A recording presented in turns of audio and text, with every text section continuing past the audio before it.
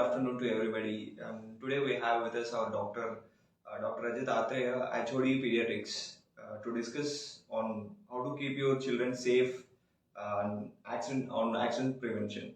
Thank you, doctor.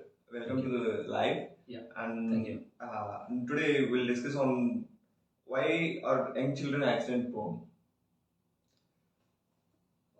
So we are live right now. Yes, we are ready to go. Yes. Yeah. So that's a very important aspect actually. So many of us parents shudder at the thought that our roads are not safe, or you're going to a theme park whether it is safe to take them on a ride. You're worried about snakes in the bushes, in the parks, and things like that. But what we don't realize is that our own homes are actually quite accident prone for children.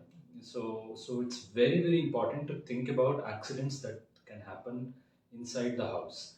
Why you asked why children are accident prone?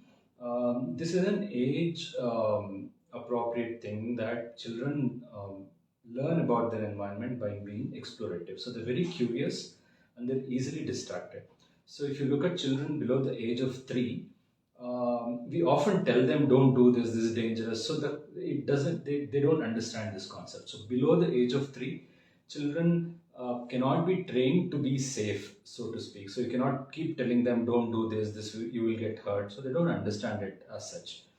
Between 3 and 5 years you can start talking to them about being safe in certain situations.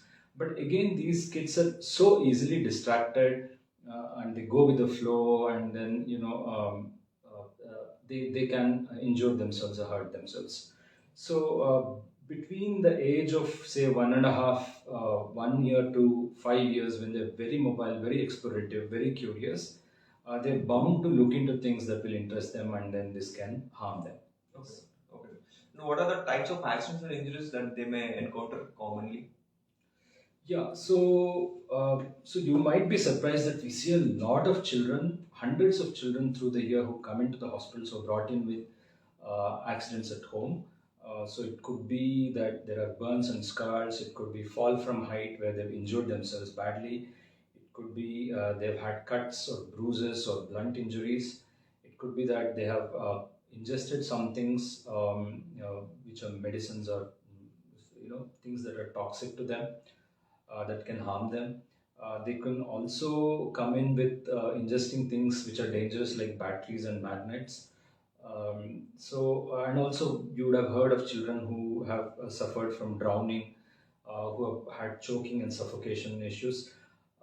Some of them come to grievous harm, and some of them actually succumb and lose their lives as well. So these are not things that can be taken so lightly. Okay, doctor. Doctor, can you discuss in detail of some of these points, and can you tell us how hazardous is this and what are the steps we can take? Yeah, certainly. Yeah. So we can go through one by one. So which one should we take first? Burns and Burns and scalds is something that we often see. More than burns, the scalds from hot liquids. So it's usually a child who has pulled a hot cup of tea from the mother's hands, or mother is cooking and the child has stopped, pulled on a hot pot of boiling, sambar or something like that, or a hot pot of milk. They might have touched a hot iron. Okay, so these are very common. So as we said, the child is very, very curious, and so if you're drinking something, the child might want from you. So the way to prevent these burns and scars can be quite severe. So some of them need admission to intensive care unit. Some of them need multiple plastic surgeries and things like that. So you can be very certain that if a child is able to creep and sneak on you and then pull something down, he or she will do it. So a few things. So when you're sitting down with a coffee mug or a cup of hot tea, so make sure your child is away and will not be able to come and snatch it. Okay, that is one. Second thing is when you're cooking, see if you can use the burner of the stove which is away from the edge. That is one thing. The pot handle should be turned away. Never carry your child and cook. Okay. So if possible, if you're on your own and you have to cook, you need to see whether you can keep your child in a safe place. Suppose you get those playpens and enclosures, you can leave the child there, or if you have an adult who can take care of the child, that is even better. The other thing is not to let wires of iron box or electric kettles dangling. So the child is going to be very curious and pull on that wire and see what comes after that. So we often see that they have pulled down themselves. So try to do things that can pose a danger to the child when the child is not around, or at least keep the child safe. And we do see some electric burns also. So be very careful if there are any electric lines going on the terrace of your house. So we often see that the child has gone to reach something and got electrocuted, a kite and things like that. And also, if you have open sockets, you get these things in the market now where you can plug it in with a plastic patch that the child will not be able to easily take out. So that can be a thing to do. And avoid multiple plugins to an extension or a multi-plug kind of thing. So they often fall off and the child gets tempted to go and push and pull things out of it. So these are the things that you can commonly. So the burns and scars are the most common of the injuries, more common of the injuries that we see, and we need to try and prevent this. Okay, doctor. And we often hear that people jumping off from certain heights and they knowingly or unknowingly. And how we can prevent this and how hazardous is this? Yeah, the second most distressing thing that we often see is fall from heights. So sometimes these children who have suffered fall from a great height, probably more than 10 meters height, usually suffer extremely serious injuries. And we often do not put our thought into what is safe and what is not safe.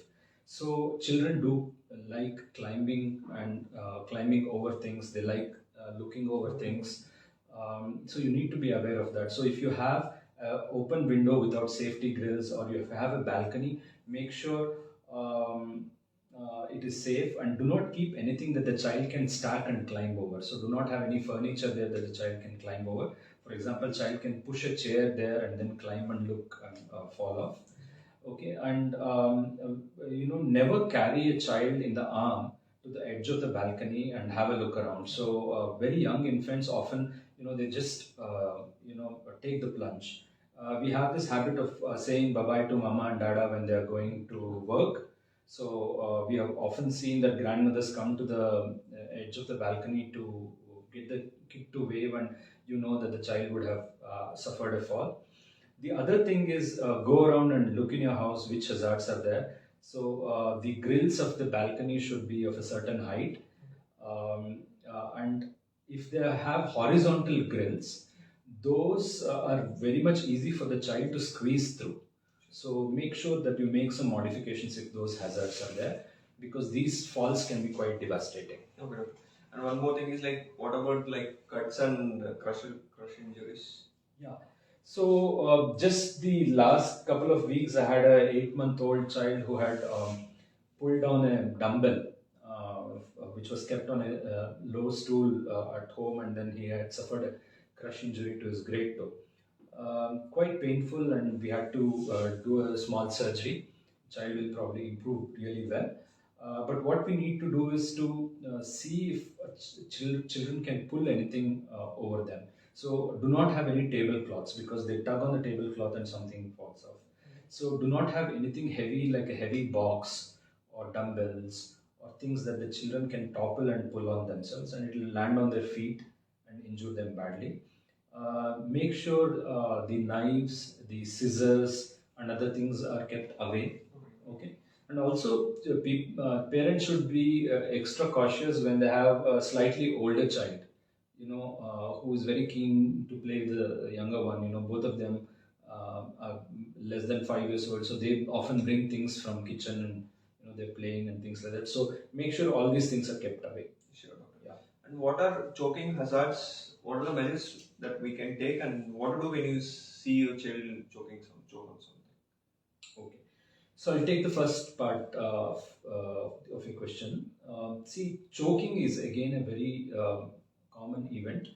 So choking happens when the object that the child has put in her mouth is quite small, and it just unexpectedly for the child enters the airways. That is your breathing or windpipe. So the first thing is do not keep any small object accessible to the child. So what are these common small things? So buy age appropriate toys.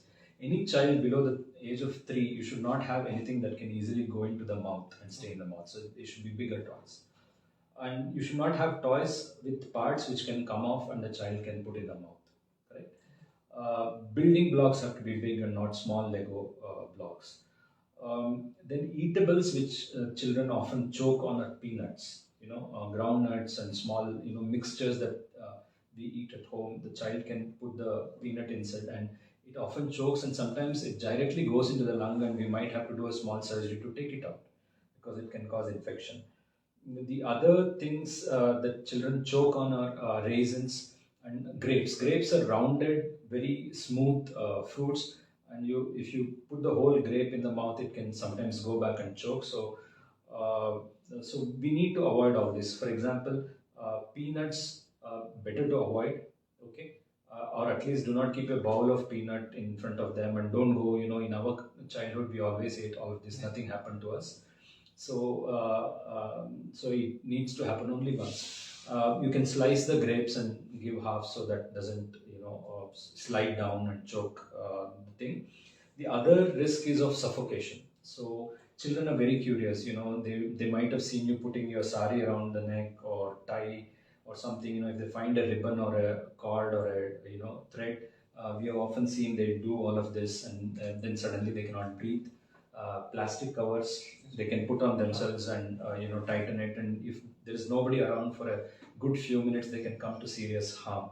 The basic rule is never leave them unattended and out of your field of vision, but these choking hazards need to be removed. If you do see a child who is choking on something, we would have taught you. So maybe if you get a chance, we'll do some first aid videos and post them as well. Sure. So if it's a small toddler small baby who you can lift, so you can take the baby and place the baby upside down like this with his mouth open, and you're grabbing the mouth like this and give firm thrusts to the back, and that will induce a cough, and the baby usually coughs it out. If it's an older child, you kneel behind the child and do what we call as a Heimlich maneuver. So you give a tight hug just below the breastbone, and then do a tight thrust like this. That again forcefully you do once or twice. But if the child has stopped breathing, has turned blue, or is looking as though he's not breathing at all, so you need to call for help. Get somebody to ring for an ambulance while you do this. So it can be a serious condition, and child might not be able to breathe at all and might come to significant harm. So you need to be. So these are the things that you can do for preventing, and what to do when child chokes on something. Okay, thank you, doctor. And what are some potential harmful things that a child can ingest, and what to do? Yeah. So this is something that we come across. So if you have a bottle of water like this, and once it is you finish the use of it, the purpose for what it was made. Often people fill things in it and keep. We see children consuming bleach or paint thinners or acid. Acid is also sold in plastic bottles these days. I don't know why.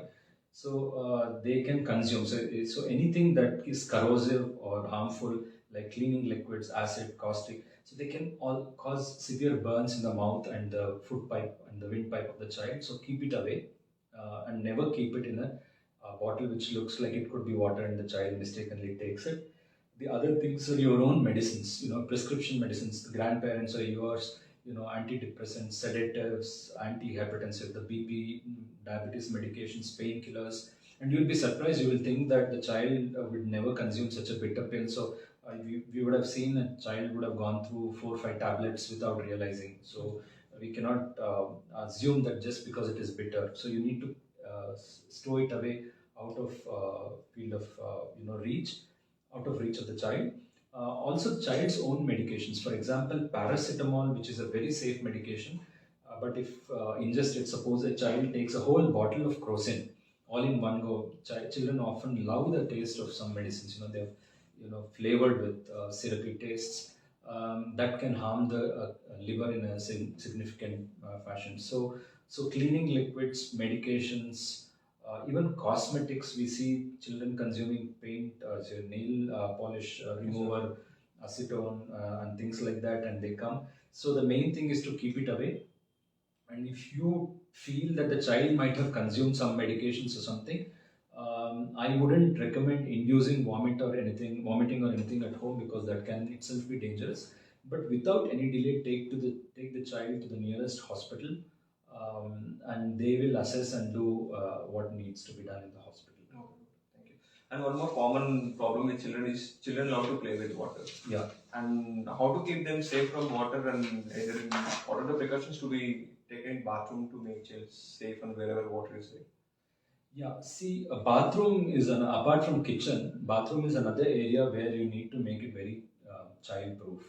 So even a small, no body of water is too small. Even a small, basin of water, holding water, or a bucket of water, we have seen children being very curious and dipping their face in it and coming to harm. We have a condition called near drowning, where they nearly drown, and they can come to harm. Obviously, bathtubs which are filled. A lot of places have garden pools, shallow fountains and things like that. And we are traveling more than ever before. We take children on holidays, so there are river fronts, there is, beaches, there are those kind of water bodies. So never take it easy. You always be very safe. Even if you think your child knows how to swim, use the appropriate, gear. The child should always be supervised.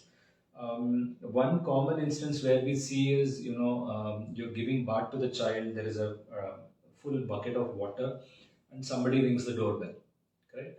Or somebody calls you on the phone, or you go to check something on the phone. Within 2 to 3 minutes, you've had that conversation, and you come back, and the child is inside the bucket. So never get distracted by anything never leave the child alone in the bathroom. Okay.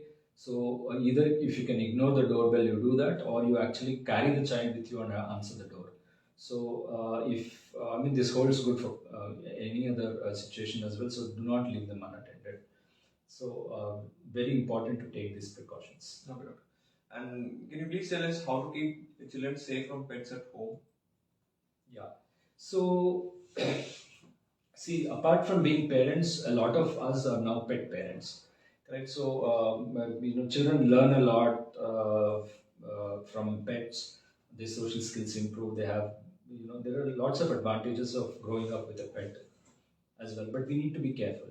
So you need to, if you're a parent of small children and you're thinking of getting a dog as a pet,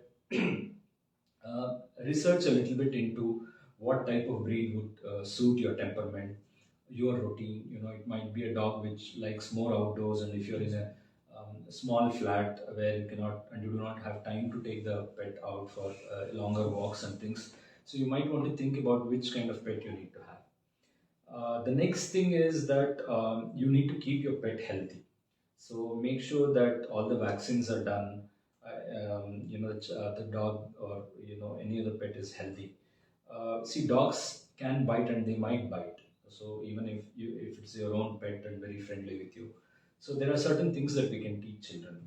For example, how to be quite calm and pet the dog in a calm way.